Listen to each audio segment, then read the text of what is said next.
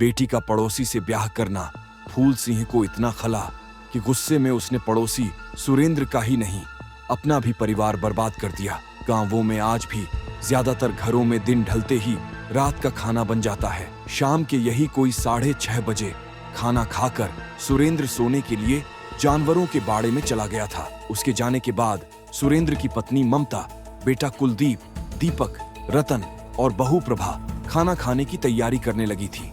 सभी खाने के लिए बैठने जा रहे थे कि तभी प्रभा के पिता फूल सिंह पाल, चाचा राम प्रसाद, भाई लाल सिंह और मौसेरे भाई टुंडा के साथ उनके यहाँ आ पहुंचे। किसी के हाथ में कुल्हाड़ी थी तो कोई छापड़ लिए था तो कोई डंडा। उन्हें इस तरह आया देखकर घर के सभी लोग समझ गए कि इनके इरादे नेक नहीं हैं, वे कुछ कर पाते। उससे पहले ही उन्होंने प्रभा को पकड़ा और कुल्हाड़ी से उसकी हत्या कर दी। प्रभा की सास ममता बहू को बचाने के लिए दौड़ी तो हमलावरों ने उसे भी कुल्हाड़ी से काट डाला।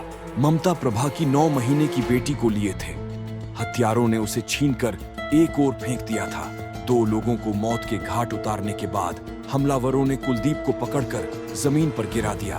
कुलदीप जान की भीख मांगने लगा तो फूल सिंह ने कहा, कुलदीप, तुझे हम जान से नहीं मारेंगे, तुझे तो अपाहिज बनाकर छोड़ देंगे ताकि तू उम्र भर चलने को तरसे और अपनी बर्बादी पर रोता रहे। इतना कहकर फूल सिंह ने कुलदीप के दोनों पैर कुल्हाड़ी से काट दिए। सुरेंद्र की बुआ श्यामा और छोटे छोटे बच्चे चीखते चिल्लाते रहे और गांव वालों से मदद की गुहार लगाते रहे, लेकिन गांव का कोई भी उनकी मदद को नहीं आया।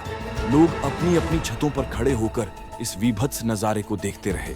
कुछ ही देर में इतनी बड़ी वारदात को अंजाम देकर जिस तरह हमलावर आए थे उसी तरह फरार हो गए। सुरेंद्र का घर खून से डूब गया था। 2 महिलाओं की खून से लथपथ लाशें पड़ी थीं, जबकि कुलदीप दर्द से तड़प रहा था।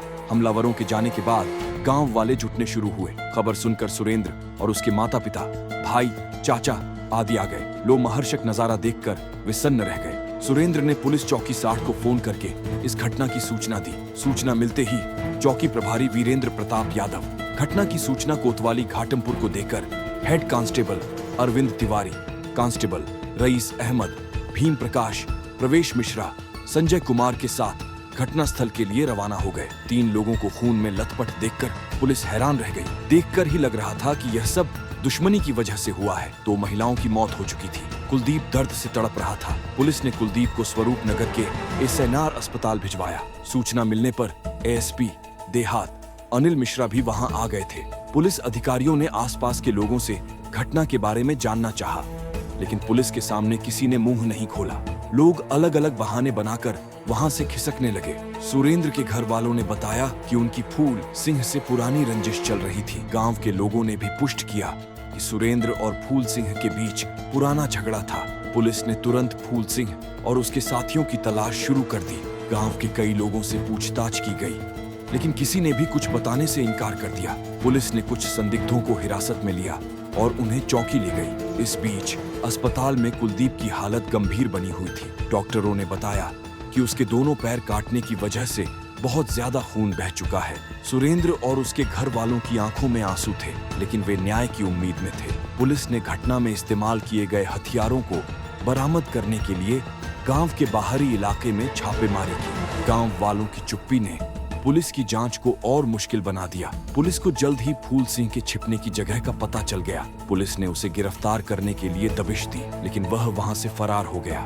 गांव में तनाव का माहौल बन गया था। सुरेंद्र के परिवार को डर था कि उन पर फिर हमला हो सकता है। पुलिस ने सुरेंद्र के घर के आसपास सुरक्षा बढ़ा दी।